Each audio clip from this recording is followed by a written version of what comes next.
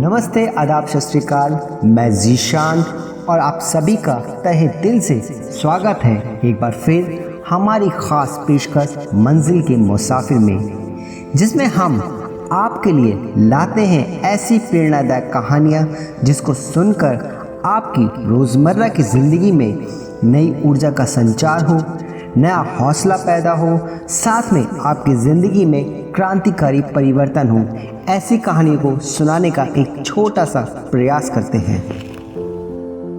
आज की कहानी का शीर्षक है सुनो सबकी, करो अपने मन की।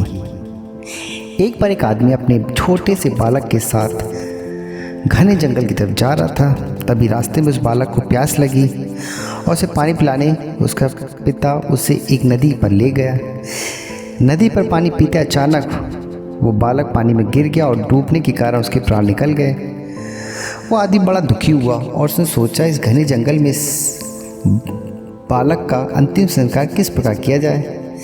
तभी उसके रोना सुनकर एक गिद्ध, सियार और नदी पे एक कछुआ आ गए और उस आदमी को सहानुभूति व्यक्त करने लगे।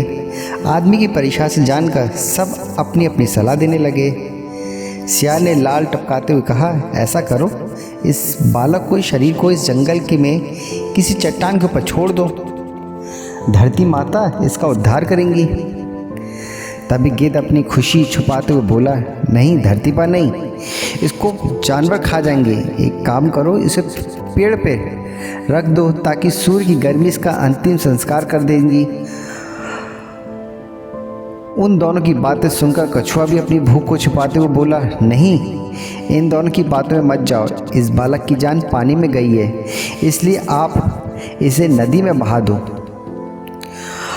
और इसके बाद तीनों अपने अपने कहे अनुसार उस आदमी पर जोर डालने लगे। तब उस आदमी ने अपने विवेक को सहारा लिया और तीनों से कहा, तुम तीनों की सहानुभूति भरी सलाह में मुझे स्वास्थ्य की गंध आ रही है। सियार चाहता है कि मैं इस बालक के शरीर को ऐसे ज़मीन पर छोड़ दूं ताकि वे आराम से इसे खा सके। और गिद्ध, तुम किसी पेड़ पर इस बालक को शरीर को इसलिए रखने की सलाह दे रहे हो ताकि ये सियार और कछुए से बचकर आराम से तुम दावत उड़ा सको। और कछुआ, तुम नदी के अंदर रहते हो, इसलिए नदी में अपनी दावत का इंतजाम कर सकते हो। तुम्हारी सलाह देने के लिए धन्यवाद, लेकिन मैं इस बालक को शरीर को अग्नि को समर्पित करूंगा, ना कि तुम्हारा भोजन बनने दूंगा। यह सुनकर वो तीनों अपना मुंह लेकर वहाँ से चले गए। दोस्तों, मैं ये नहीं कह रहा कि हर व्यक्ति आपको स्वास्थ्य भरी सलाह देगा, लेकिन आज के कंपटीशन युग में हम अगर अपने विवेक की छन्नी से किसी सलाह को छान ले तो शायद ज़्यादा सही होगा। हो सकता है कि आप लोग मेरी बात से पूरी तरह सहमत ना हों, पर कहीं ना कहीं आज के युग में ये भी सच है। लेकिन आज के इस कंपटीशन युग में ये सच है।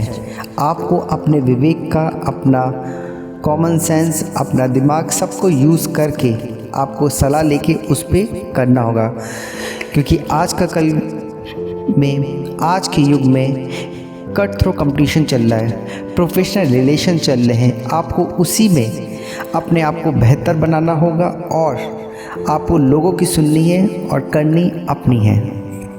आई होप आपको ये कहानी पसंद आई होगी।